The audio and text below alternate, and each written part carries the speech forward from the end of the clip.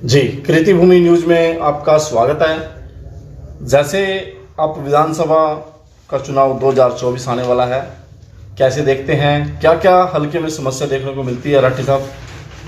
सर्वप्रथम तो मैं आपका हमारे यहाँ पहुंचने पर आपका हार्दिक धन्यवाद करता हूँ।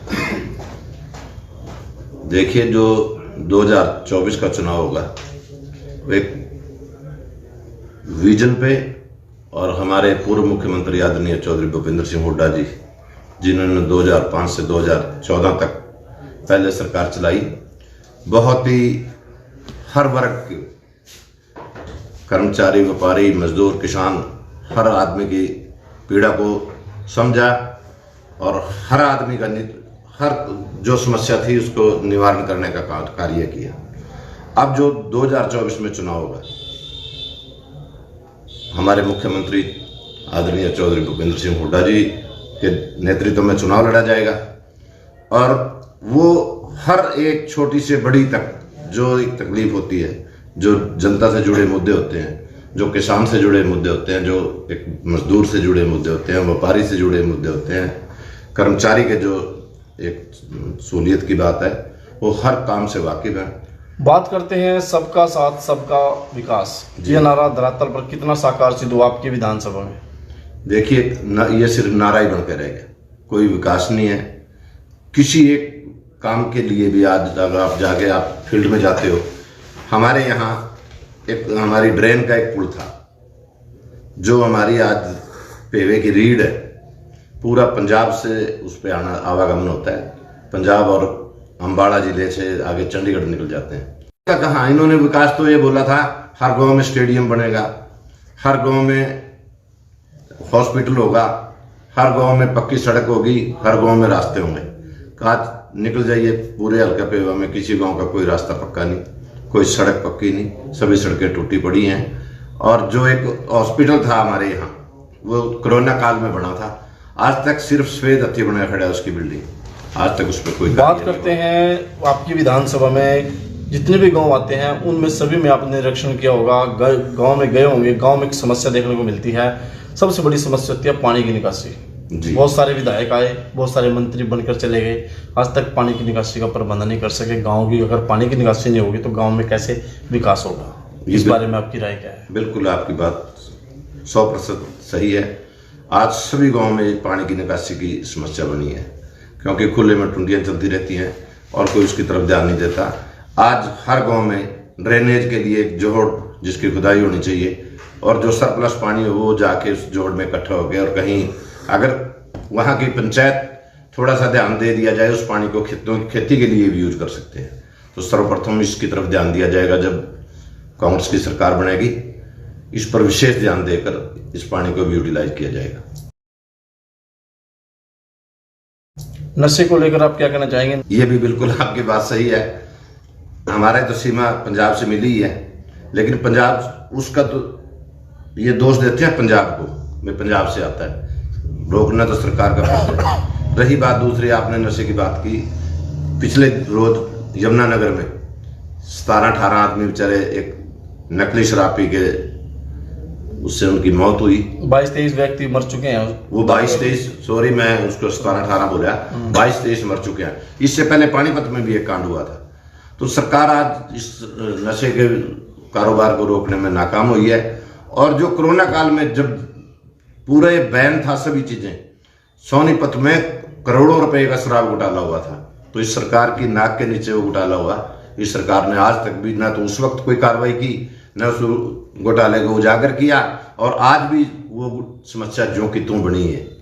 और हमारा जो युवा वर्ग आज, जो गरीब लोग बेचारे इस नरक में धकेले जा रहे हैं, मैं सरकार से पुरजोर मांग करता हूँ कि इस विषय पर उस पर बैन करना चाहिए। बिना खर्ची बिना 100% इस चीज से पीछे हटते जा रहे हैं। ये तो एक ढकोसला साबित हुआ, खर्ची और बिन पर्ची की। पहली बात तो पेपर होते हैं वो लीक होते हैं, दूसरे एसएस बोर्ड और एचपीएससी बोर्ड में बाकायदा इनके ऑफिस में पैसे पकड़े गए रिश्वत के करोड़ों रुपए, आज तक उस पर कोई कार्रवाई नहीं। और ये कहते हैं पर्ची और खर्ची के। पहली बात तो इन्होंने घोटाला करने के लिए जो एक डोमिसाइल का एक सर्टिफिकेट होता है जिसकी सीमा 15 साल थी, उस 15 साल से घटाकर घोटाला करने के लिए उसकी सीमा 5 वर्ष की है। और इससे भी बड़ा हमारे हरियाणा के युवाओं के साथ जो इन्होंने धोखा किया है, बाहर से 5 साल का, क्योंकि अब 9 साल हो चुके हैं इस भारतीय जनता पार्टी की सरकार बने ने, इन्होंने बाहर के अपने चेते आदमियों को, मैं तो ये कहूँगा आरएसएस के लोगों को लगाने के लिए 5 साल का समय कर दिया। हमारे युवा रोजगार, जो बेरोजगार बच्चे आज बेचारे दर दर की ठोकरें खा रहे हैं, ये बाहर से लाकर अपने बच्चों को एडजस्ट कर रहे हैं। और रही, मैंने पहले भी बोला, पेपरों की बात, आज तक 27-28 पेपर लीक हो चुके हैं। अगर ये इतनी ईमानदार सरकार है तो क्यों ऐसा कर रही। अब एचपीएससी की बात पे आइए, और पिछली बार एचपीएससी के थ्रू इन्होंने वेटरनरी डॉक्टर लगाए थे, और आज हाई कोर्ट ने इनको फटकार लगाई और वो पेपर रद्द हुआ रिजल्ट आने के बाद। तो ये पर्ची और खर्ची की बात तो करते हैं, इनको कहीं अपना मन तो टटोल लेना चाहिए। रही बात एचपीएससी की, 100 बच्चे लगने थे, 61 बच्चे लगाए गए, उसमें भी ज्यादातर बच्चे 2 सीटें पास किए गए। क्या सिर्फ 2 ही रूम में बच्चे पास होने चाहिए थे? आप बहुत पीपीआईडी को लेकर आप क्या कहना चाहेंगे? आज उसमें भी सारे लोगों को जाके छोड़ दिया, मारे फिर रहे बेचारे, किसी का नाम मकान किसी का, नाम किसी के, और किसी का खेत किसी का, नाम किसी के, उसी में उड़ जाके रखे। आए दिन लोग तहसीलों में खड़े हैं ना, उसको ठीक होया। और उसमें भी बहुत बड़ा एक घोटाला है, जिस एजेंसी से उसकी ये प्रॉपर वो आईडी बनाने के लिए दिया गया था, उसको करोड़ों रुपए दिए गए, ना तो उसकी कहीं इंक्वायरी की गई। भाई, जिस एजेंसी से वो जांच कराई गई, अगर वो उसमें फेलियर है तो उसकी पेमेंट रोकनी चाहिए थी। इन्होंने उसकी पेमेंट ना रोक के उसको पेमेंट भी कर दी गई, और अब फिर उसके दुरुस्त कराने के लिए फिर उसके दोबारा से नई एक एजेंसी और चूज कर ली, जो जनता के साथ धोखा है। आजकल देखा जाता है कि थोड़े दिन पहले, 3-4 महीने पहले मुख्यमंत्री ने घोषणा की थी कि घर बैठे बुढ़ापा पेंशन दी जाएगी। आज बुजुर्ग आपको मिली बनी थी, एक कह रहे थे 3000 रुपए देंगे, बीजेपी की सरकार ने घोषणा की थी, घोषणा पत्र में भी ये बात रखी गई थी। और जो जेजेपी की सरकार है उसने कहा था 5100 रुपए बुढ़ापा पेंशन देंगे, लेकिन आज तक ना तो 5100 रुपए हुई और ना अभी तक 3000 रुपए हुई। चुनाव सिर पे है। हाँ, हर वर्ष 200 रुपए 250 रुपए ये बढ़ाते जा रहे, उसमें वो भी इतने लोगों के पीछे काट देते हैं। क्योंकि वो कटती क्यों है? जो प्रॉपर्टी आईडी बनाई, उसमें जिस आदमी की गलती से अगर बाई चांस उसकी आय ज्यादा दिखा देते हैं, इतने लोगों की। आज हमारे यहाँ बच्चे, यहाँ तो रोजगार नहीं रहा, बाहर जाने के लिए हर आदमी को अपनी एक वो भरनी होती है आईटीआर में अगर वो बाहर जाने के लिए उसको 5 लाख से कम दिखाएं, उनके बच्चे बाहर नहीं जा सकते। अगर वो अपनी आय 5 लाख रुपए इसमें दिखाते हैं तो उनकी आय ज्यादा हो जाती है, और उनका वो जो बुढ़ापा पेंशन मिलती है उसको काट लेते हैं। जबकि जब ये लागू हुआ थी, बुढ़ापा पेंशन जब लागू हुआ था, इसका कोई आय से, कोई किसी प्रकार की जमीन जायदाद से कोई वो नहीं था। इसका सिर्फ मात्र उम्र से वास्ता था। जो व्यक्ति 60 साल की उम्र पूरी करेगा उसको बुढ़ापा पेंशन मिलेगी। लेकिन आज इन्होंने इसको हथियार बना के प्रॉपर्टी आईडी को और बुजुर्गों को ठगने का कार्य कर रहे हैं। और हमारे यहाँ तो जितने कुछ, अगर 2, 4, 10 आदमियों की बनी, उससे 20, 30, 50 लोगों की काट ली इन्होंने, उसका कोई फायदा नहीं होगा। आपकी विधानसभा में और क्या क्या समस्या सामने आ रही हैं जब आप जनता के बीच में जा रहे हैं? देखिए, आज के दिन तो हमारी विधानसभा में चारों तरफ हाहाकार है। लोग त्राही त्राही कर रहे हैं। किसी भी कार्य को करवाने के लिए दफ्तरों के चक्कर काटने पड़ते हैं, और या फिर रिश्वत देनी पड़ती है। और ये कहते हैं ना पर्ची खर्ची का रेट भी 2 गुना, 3 गुना, 4 गुना बढ़ गया। अगर कोई कार्य जेब में जिसके पैसे डाल दिए जाते हैं तो वो कार्य हो सकता है, अदरवाइज तो कोई भी काम बिना पैसे के आज नहीं हो रहा है। हरियाणा के मुख्यमंत्री तो ईमानदार हैं। कैसे ईमानदार है? हमारे यहाँ हमारे 2 घोटाले हुए थे। एक बार तो चेयरमैन ही बना था और मौके पे पकड़ाया गया था। दूसरे बार जब आपने पर्ची खर्ची की बात की थी, मौके पे 2 करोड़ रुपए पकड़े गए थे दफ्तर में। तो क्या कार्रवाई की मुख्यमंत्री जी ने? जबकि मुख्यमंत्री जी की नाक के नीचे एचपीएससी तो बहुत बड़ी एजेंसी है अपने आप में, एक बहुत बड़ा, जिसमें एचसीएस ईमानदार आदमी है। आपकी पार्टी आने वाले समय में क्या बदलाव करेगी हरियाणा में, अगर जनता उनको मौका दे देती है?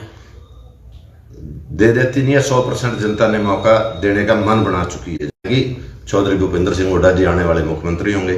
उनके नेतृत्व को आज हर वर्ग, मजदूर, किसान, व्यापारी, कर्मचारी, आज हर आदमी उनको अपना समर्थन देने के लिए तैयार बैठा है। आज जाइए, आज सड़कों पे सफाई कर्मचारी बैठे बेचारे धरना दे रहे। ओल्ड पेंशन के लिए पुराने जो बेचारे लोग वो धरना दे रहे हैं। आज सभी जगह पूरा हर वर्ग इस सरकार से परेशान है।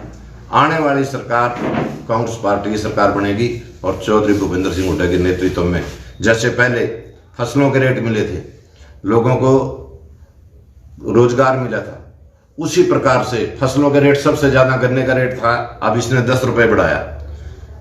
देखिए 10 रुपए तो लेबर को ज्यादा देने पड़ेंगे क्योंकि आज महंगाई बहुत बड़ी है। लेबर, उसके भी बेचारे के बच्चे हैं, उन्होंने भी अपने बच्चे पालने, इनके 10 रुपए बढ़ाए और छिलाई का रेट 20 रुपए बढ़ गया।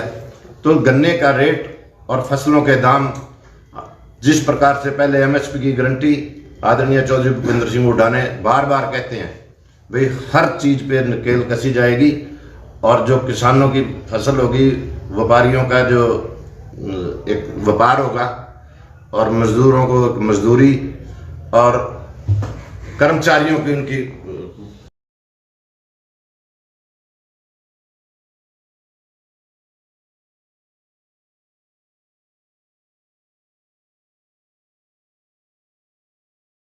पुरानी पेंशन सब लागू की जाएगी। हमारा पशु आज हर रोज कई लोगों की बेचारों की जान जा रही है, एक्सीडेंट होते हैं। वैसे तो गोपाष्टिंग ये त्योहार भी मनाया इन्होंने, लेकिन यूं कहने से क्या फायदा। आज सभी जमींदार भी परेशान हैं और शहरवासी भी परेशान हैं और जो लोग गाड़ियों पे जा रहे हैं उनके भी रोज एक्सीडेंट होते हैं। सबसे बड़ी समस्या है, इससे भी बड़ी समस्या है हमारे यहाँ पेवा में जो आए दिन जाम लगा रहता है। हमारा बस स्टैंड शहर से बाहर होना चाहिए। लड़कियों के लिए यहाँ कॉलेज की जरूरत है, यहाँ एक खेल स्टेडियम की जरूरत है। इसके अलावा और इसके लिए यहाँ जो सबसे बड़ा मुंह सारे खड़ा है, ये जो ड्रेन का पुल जो इमीडिएट, ये तो ऐसा अगर हो सकता हो ना भी कहीं दिनों में, कुछ चंद दिनों में बन सके, सबसे पहले यही बनना चाहिए। ड्रेनेज की सफाई होनी चाहिए, जैसे कि अब की हजारों एकड़ फसल बर्बाद हो चुकी है।